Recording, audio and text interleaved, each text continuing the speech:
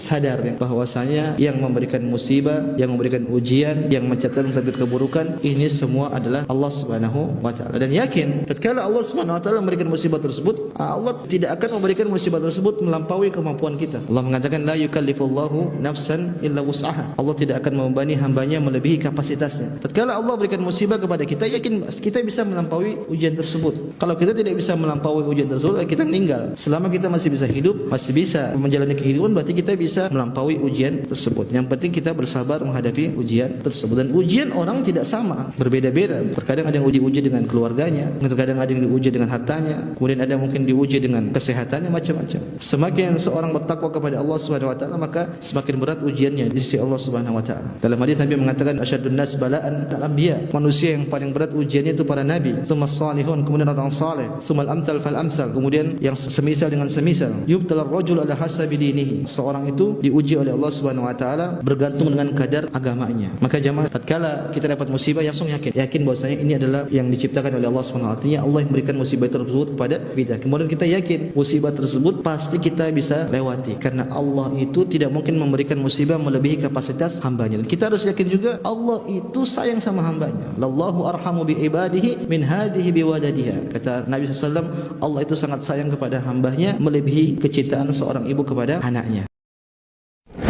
Sadar bahwasanya yang memberikan musibah, yang memberikan ujian, yang mencatatkan takdir keburukan, ini semua adalah Allah Subhanahu wa taala. Dan yakin tatkala Allah Subhanahu wa taala memberikan musibah tersebut, Allah tidak akan memberikan musibah tersebut melampaui kemampuan kita. Allah mengatakan la yukallifullahu nafsan illa wus'aha. Allah tidak akan membebani hambanya melebihi kapasitasnya. Tatkala Allah berikan musibah kepada kita, yakin kita bisa melampaui ujian tersebut. Kalau kita tidak bisa melampaui ujian tersebut, kita meninggal. Selama kita masih bisa hidup, masih bisa menjalani kehidupan, berarti kita bisa melampaui ujian tersebut. Yang penting kita bersabar menghadapi ujian tersebut. Dan ujian orang tidak sama, berbeda-beda. Terkadang ada yang diuji dengan keluarganya, terkadang ada yang diuji dengan hartanya, kemudian ada mungkin diuji dengan kesehatannya, macam-macam. Semakin seorang bertakwa kepada Allah Subhanahu wa taala, maka semakin berat ujiannya di sisi Allah Subhanahu wa taala. Dalam hadis Nabi mengatakan asyadun nas bala'an al-anbiya. Manusia yang paling berat ujiannya itu para nabi, tsummas salihun, kemudian orang saleh, tsummal amsal fal amsal, kemudian yang semisal dengan semisal. Yubtalar rajul ala hasabi dinihi. Seorang itu diuji oleh Allah Subhanahu wa taala bergantung dengan kadar agamanya. Maka jemaah, tatkala kita dapat musibah, langsung yakin bahwasanya ini adalah yang diciptakan oleh Allah Subhanahu wa taala. Artinya Allah yang memberikan musibah tersebut kepada kita. Kemudian kita yakin musibah tersebut pasti kita bisa lewati, karena Allah itu tidak mungkin memberikan musibah melebihi kapasitas hambanya. Dan kita harus yakin juga Allah itu sayang sama hambanya. Lallahu arhamu bi ibadihi min hadhihi biwadadiha. Kata Nabi SAW,